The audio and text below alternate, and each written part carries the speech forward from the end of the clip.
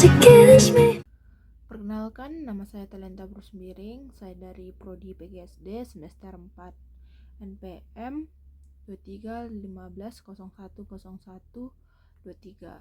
Di sini saya akan menjelaskan perkembangan kurikulum mulai kurikulum pertama hingga saat ini. Kurikulum yang pertama itu kurikulum 1947. Kurikulum pertama setelah Indonesia merdeka yang disebut Rencana Pelajaran 1947. Belum memakai istilah kurikulum, menekankan pada pembentukan karakter dan semangat kebangsaan.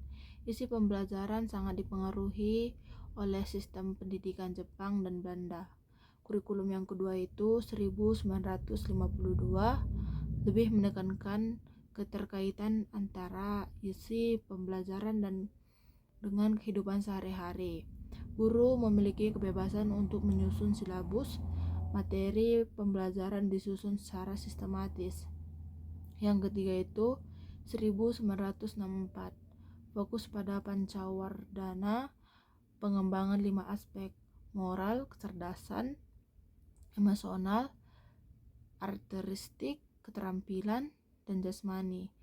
Penerapan program pendidikan dasar 6 tahun yang menekankan pembentukan manusia seutuhnya. Mata pembelajaran diklasifikasikan dalam 3 kelompok: pembinaan moral, intelektual, dan jasmani. Kurikulum yang keempat itu kurikulum 1968. Pendekatan pada pembentukan manusia, Pancasila sejati. Pendidikan lebih terpusat pada penguasaan ilmu, pengetahuan dasar. Struktur mata pembelajaran lebih sistematis dan nasionalistik. Yang kelima itu kurikulum 1975. Pendekatan tujuan instruksional, penggunaan satuan pembelajaran atau SATPEL. Adanya analisis tugas, rumusan tujuan, dan evaluasi pembelajaran secara rinci. Fokus pada efisiensi, efektivitas proses pembelajaran mengajar. Yang keenam itu kurikulum 1984 dikenal dengan pendekatan proses pembelajaran mengajar PMB, menerapkan pendekatan SBSA atau cara belajar siswa aktif, fokus pada peran aktif siswa dalam pembelajaran. Yang ketujuh itu kurikulum 1994. Kombinasi antara pendekatan isi dan proses. Beban belajar padat sering dikritik terlalu berat. Pembagian waktu belajar sistematis semester. Terstruktur kurikulum kurang fleksibel. Yang ke-8 itu kurikulum 2004 atau KBK, kurikulum berbasis kompetensi. Kurikulum ini menekankan pada penguasaan kompetensi siswa, pembelajaran aktif, kreatif, efektif, dan menyenangkan.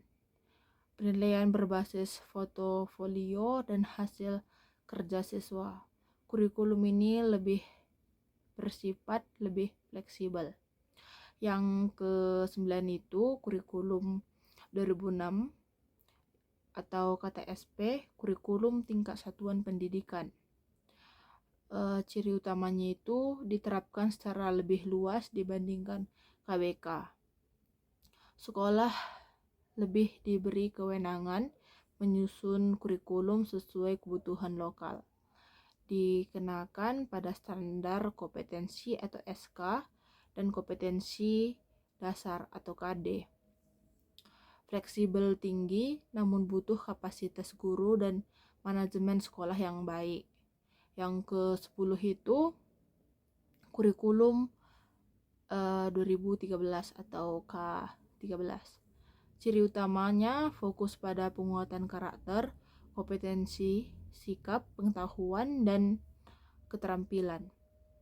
Meningkatkan pendidikan karakter dalam setiap mata pembelajaran, pendekatan ilmiah, mengamati, menanya, mencoba, menalar, dan mengomunikasikan.